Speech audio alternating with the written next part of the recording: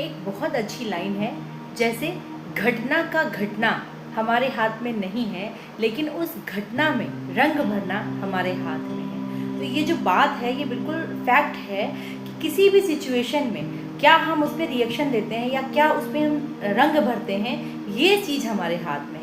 और इसके बहुत सारे उदाहरण हमारे जीवन में मिल जाएंगे हमको किसी भी सिचुएशन में। जैसे मान लीजिए रास्ते में दो लोग लड़ाई करने लगते हैं छोटी सी बात के लिए कि तुमने मेरे पे टक्कर लगा दी। वो बात जो टक्कर लगने से थोड़ा सा चीज़ खराब हुआ था, जो 500-1000 रुपये में सही हो जाता, उसके लिए लोग एक दूसरे को मार पीट के अस्पताल पहुंचा देते हैं।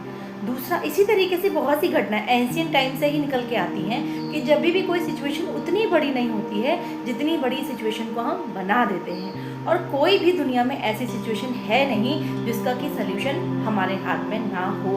बस उस समय पे हमें क्या करना चाहिए, थोड़ा सा अपने आप को ठहराव देना चाहिए और ये सोचना चाहिए लॉन्ग टर्म के लिए मुझे क्या चाहिए। फिर उस सिचुएशन पे घटना के रिस्पॉन्स में हमको कोई रिएक्शन देना चाहिए। कोशिश यही करनी चाहिए कि हम रिस्पॉन्स जो दें वो ऐसा हो कि जिसमें हम लॉन्ग टाइम के लिए कभी परेशान ना हो, या कभी ऐसा ना सोचें कि वो सिचुएशन में अगर मैंने ऐसा किया होता तो शायद परिस्थिति कुछ और होती। इसी तरीके के बहुत सारे उदाहरण आपको, जैसे रावण की जो बहन थी, उनकी नाक कटने पे रावण ने तुरंत रिएक्शन लिया कि मैं युद्ध करूंगा, और क्या हुआ, उनका वंश का पूरा नाश हो गया। तो उनका तुरंत रिएक्शन जो था वो कितनी बड़ी तबाही लेकर आ गया। यही चीज़ में अगर उन्होंने रुके होते, थोड़ा सा पूछे होते कि उसके पहले की सिचुएशन बताओ कि क्या हुआ था, तो शायद ये परिस्थिति नहीं होती और वो राज कर रहे होते।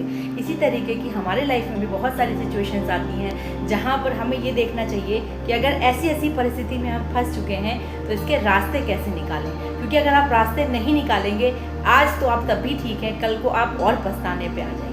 तो रास्ता ज़रूर निकालने की कोशिश करिए, क्योंकि कोई दुनिया में ऐसी चीज़ नहीं जिसका रास्ता ना निकल सके।